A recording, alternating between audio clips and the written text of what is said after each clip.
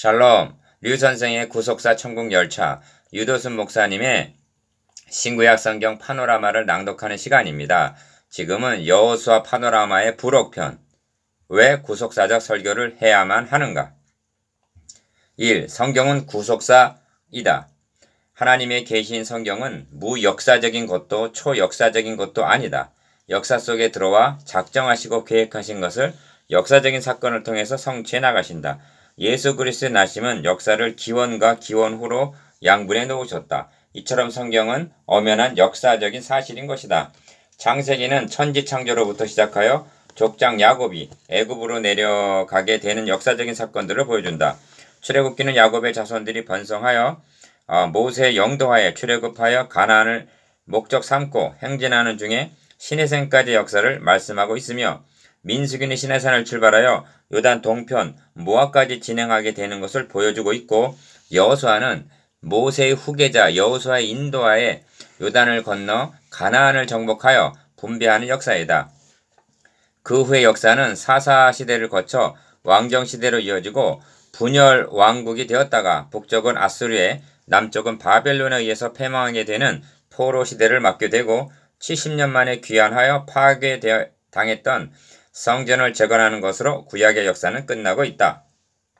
이 성경의 역사는 구속사이다. 성경의 역사는 이스라엘이라는 한 민족의 역사가 아니다. 하나님께서는 한 민족을 성민으로 삼으셔서 계시의 말씀을 맡아 보존케 하시고, 로마서 3장 2절, 그 민족을 통하여 그리스도가 나게 하시기로 작정하셨다. 로마서 9장 5절. 그러므로 성경은 한 민족의 역사에 머물지 않고 범죄한 인류를 구원하시기 위하여 여자의 후손으로 하여금 사탄을 정복하게 하시려는 구속사이다. 그 여자의 후손이 아브라함의 자손으로 다윗의 왕위에 오르게 될 것을 구약을 통해서 계시하시고, 아브라함과 다윗의 자손 예수 그리스도의 족보라 하고 마태복음 1장 1절, 언약하신 대로 신약에서 성취되었음을 보여주는 구속의 역사인 것이다. 그리고 구속의 역사는 성경의 마지막 책인 계시록에서 이루었도다 나는 알파 오메가여 처음과 나중이라고 계시록 21장 6절, 완성을 선언하실 때까지 현재도 성취되고 있는 진행형인 것이다. 3. 구속사적 설교 방법과 모범적 설교 방법. 먼저 생각나게 되는 것은 구속사적이니 모범적이니 하는 용어 자체가 적절한 것은 아니라는 점이다. 그것은 두 관점을 대조적으로 보여주기 위해서 편의상 붙여진 이름일 뿐, 중요한 것은 개혁자들이 그토록 부르짖은 오직 성경, 즉 성경으로 돌아가자는 것이다. 어떻게 하는 것이 성경으로 돌아가는 것인가? 그것은 성경을 기록해 하신 목적대로 해석하고 주신 의도대로 설교하는 것이다. 주께서 친히 너희가 성경에서 영생을 얻는 줄 생각하고 성경을 상고하거니와 이 성경이 곧 내게 대하여 증거하는 것이로다 라고 요한복음 5장 39절, 성경의 핵심이 그리스도이심을 말씀하셨다. 그러므로 구약 성경을 통하여 계시하시고자 하는 중심점이 그리스도라는데 이의를 제기할 자는 아무도 없을 것이다. 그것은 죄가 세상에 들어오자마자 여자의 후손으로 하여금 뱀의 머리를 상하게 하리라는 창세기 3장 15절의 첫 복음으로부터 시작되었다. 구약 성경이란 원 복음으로 찍혀진 하나님의 작은 점이 점점 구체화하여 그리스도의 초상화가 완성되어 가는 과정에 비할 만하다. 실로 한 점으로 계시된 그리스도는 창세기로부터 우리를 향해서 걸어오고 있었던 것이다. 그렇다면 성경의 핵심은 설교에 있어서도 핵심에 와야 한다는 것이다. 그런 의미에서 구속사적 설교란 다른 말로 표현하면 그리스도 중심적 설교라 말할 수가 있다. 반면 성경에 등장하는 인물을 본받아야 할 모범으로 또는 본받지 말아야 할 모범으로 제시하는 모범적 설교 방법은 인간 중심이 될 수밖에 없다. 구속사적 방법이란 이에 반대하고 이의를 제기하여 일어난 주장이다. 오늘날 강단에서 선포되는 메시지가 알게 모르게 인간 중심적인 설교로 치우쳐 있지는 아니한가 하는 반성을 제기하면서 예수 그리스도 중심으로 돌아가자 하는 것이 본 소고가 의도하는 바이다. 평소에 생각하고 있던 바를 몇 마디 나누는 것은 본인의 저서를 접한 분들이 구속사적 설교를 하려면 어떻게 해야 되느냐고 물어오는 분들이 있기 때문에 다소나마 도움이 되었으면 한다. 2. 모범적 접근에 대한 경계. 모범적 접근이란 성경에 등장하는 인물이나 사건을 취급할 때 그것을 지금의 성도들에게 본받아야 할 모범으로 삼는 것을 의미한다. 예를 들면 창세기 22장을 설계할 때 우리도 아브라함처럼 순종하자고 말한다. 반대로 우리도 요나처럼 불순종하다가 풍랑을 만나지 말자고 설계한다. 만일 성경을 그렇게 사용한다면 어떤 오류에 빠질 수가 있는가? 1. 모범적 해석은 인간 중심이 되고 만다. 성경을 모범적인 관점에서 설계하는 것이 하기도 쉽고 듣기도 용이하고 호소력도 있을 수 있다. 그러나 성경을 모범적인 관점으로 접근하게 되면 인간 중심이 되고 만다. 설교 중심에 인간이 등장하게 된다는 말이다. 아브라함, 모세, 다윗 등을 모범으로 제시할 경우 회중들은 말씀을 통해서 하나님을 만나게 되는 것이 아니라 아브라함이나 모세를 만나게 되고 나도 아브라함처럼 순종하여 복을 받아야지 하고 돌아가게 된다. 하나님을 거론한다 하여도 중심에 와 있는 것이 아니라 들러리가 되고 만다. 성경을 모범적으로 사용하므로 인간 중심이 되기 쉽다는 말은 나도 복을 받아야지, 나도 풍랑을 만나지 말아야지 하고 필연적으로 나라고 하는 자기 중심이 될 위험이 있다는 말이다. 성경은 경고하고 있다. 말세에 고통하는 때가 이르리니 사람들은 자기를 사랑하며 돈을 사랑하며 성도들을 이렇게 만드는 것은 설교자의 책임이다. 인기 있는 어떤 분의 강의 시리즈 이 사람을 보라의 여호수아의 책 제목은 가나안 정복의 영웅 여호수아이다. 물론 그 책의 내용이 인간 중심이 아니라는 것을 인정한다 하더라도 제목이 풍기는 것은 인간 중심적이다. 여호수아서를 대할 때 초점을 여호수아에게 맞추어서는 안 된다. 가나안을 정복한 영웅은 여호수아가 아니라 내가 모세와 함께 있었던 것 같이 너와 함께 있을 것임이라 하신 하나님이시다. 여호수아 1장 5절. 여호수아서를 통하여 계시하시고자 하는 바는 전투적인 교회와 안식하는 교회의 모형으로 제시하여 궁극적으로는 전투하는 교회와 안식하는 교회의 머리가 되시는 영적 여호수아인 예수 그리스도에게로 우리를 인도해주고 있다. 그러므로 신약성경은 여호수아가 안식을 준 것이 아니라 예수 그리스도께서 주시는 것이라고 해석하고 있다. 히브리서 4장 8절. 그러므로 여호수아를 통하여 강조되어야 할 점은 아브라함에게 이 땅을 너의 자손에게 주리라고 언약하신 바를 주권적으로 성취하여 주신 신실하신 하나님이 부각되어야만 한다. 그 신실하신 하나님은 아직 이루어지지 아니한 한 가지 약속인 영원한 안식도 영적 가나안 예수 그리스도를 통하여 반드시 성취하여 주실 것이라는 점이 증거되어야 한다. 오늘의 성도들도 구속의 역사를 완성하여 나가는 데 쓰임받고 있는 군사들이라는 점이 증거되어야만 한다. 한국교회는 성경을 모범적인 관점에서 접근하는데 설교자나 성도들이 익숙해져 있다. 성경을 모범적인 관점에서 해석하게 되면 인간 중심이 되고 이기적인 자기 중심에 빠지고 만다. 다음으로 대두되는 염려가 성경을 모범적으로 취급하게 되면 단편적인 해석이 될 수밖에 없다는 점이다. 모범적 접근에 대한 경계에서 1. 모범적 해석은 인간 중심이 되고 만다. 방금 낭독했습니다. 이번에는 2번 단편적인 해석은 하나님 나라 건설을 해체시킨다. 성경은 구약과 신약 두 권으로 나눌 수도 없으며 66권은 더욱 아니다. 성경은 여러 세기에 걸쳐서 다양한 저자들에 의해서 기록되었지만 모든 성경은 하나님의 감동으로 된 것이요. 디모데후서 3장 16절 오직 성령의 감동하심을 입은 사람들이 하나님께 받아 말한 한 권의 책이요. 베드로후서 1장 21절 한 분 성령님이 참 저자이시다.